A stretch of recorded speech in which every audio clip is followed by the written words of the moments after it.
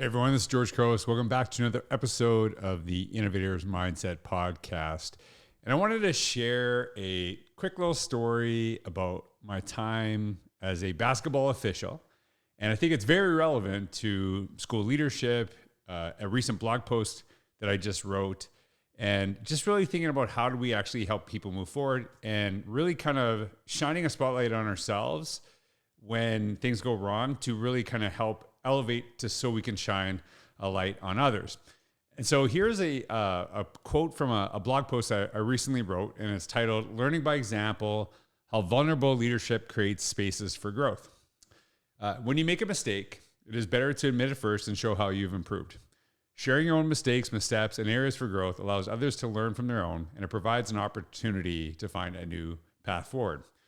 So I'm sitting here, it's a Friday afternoon, I'm thinking, what should I should do a podcast. I haven't done a solo one in a while. What am I going to talk about? And so when I read this quote, it reminded me of my time as a college basketball official. And this was very early in my officiating career at the college level. And I didn't get to do it as long as I wanted to, because honestly, this opportunity to work with schools all over the world kind of presented itself and just kind of seemed like something I was meant to do. But I really loved being a basketball official. And when you're actually working as an official, whether it's basketball, any sport, typically you start with younger age participants, and then you move your way up, and eventually you might get an opportunity to ref at the university college level. I have actually a very good friend who ended up in the NBA, first Canadian official in the NBA ever.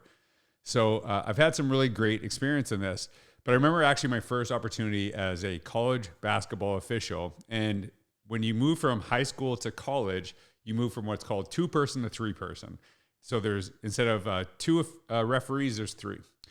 And so I was the third person. They do rank them.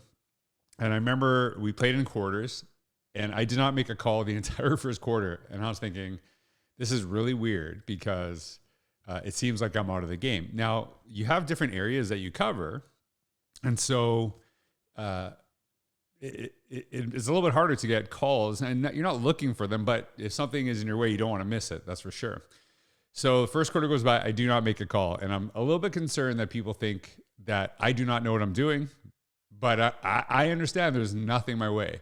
So anyways, in the second quarter, something actually happens, and there's a play that's coming my way, and I actually end up calling a foul. Now, here's the thing. It was not a foul. There was no foul at all.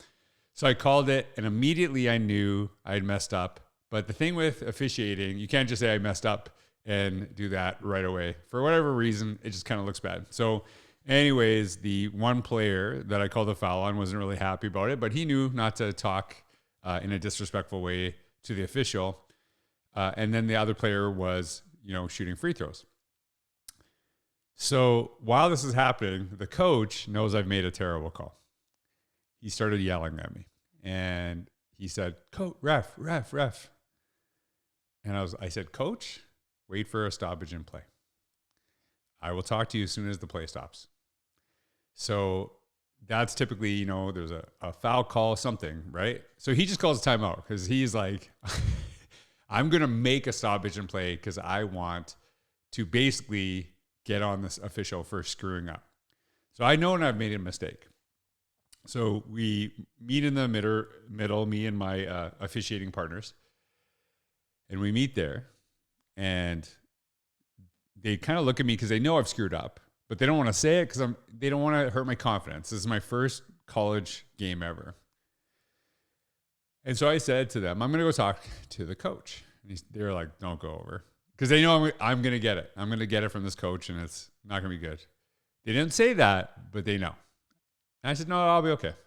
So I actually start walking over toward the coach, and you can just see, he is ready to just yell at me, right? And like, I don't think yelling is good in officiating.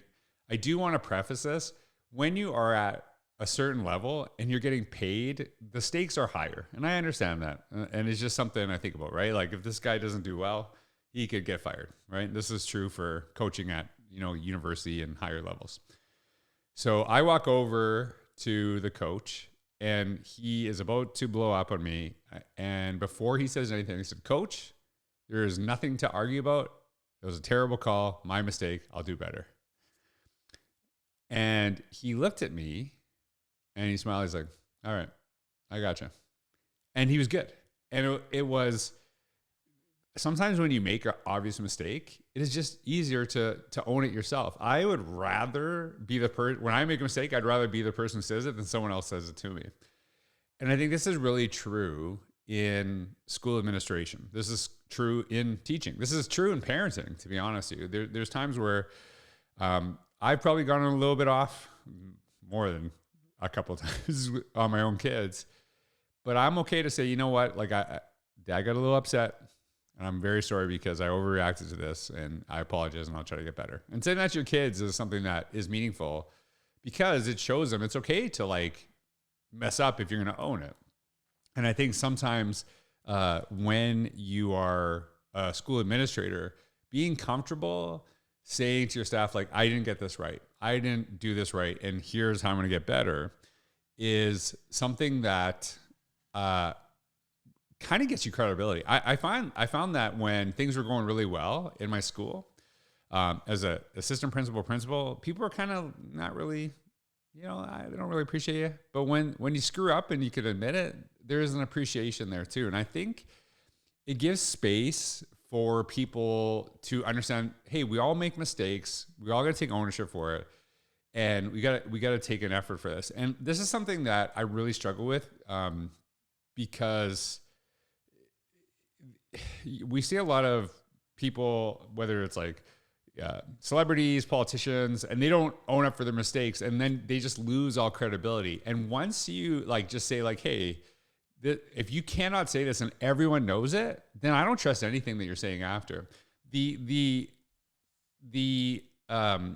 That coach trusted me more because I could admit I screwed up. And the thing is too, coaches screw up, players screw up, right? There's layups that should be, you make them 99 out of 100 times, and sometimes you miss. And that's the thing, right? It is the willingness to say, I have messed up and I'm going to get better, I think gives you a credibility with people than pretending there wasn't a mistake made. There wasn't that. Because if everyone knows it, including you, but you cannot take ownership for it, then basically people don't trust you moving forward. They don't trust you. And I think a lot of people are concerned that if you make a mistake, you'll lose trust. If you can't admit a mistake, that is when you lose trust. I think that's when the disconnect happens. So I just want to share that with you. I know this is a really short podcast, but I just wanted to share this idea with you. And I don't need to talk.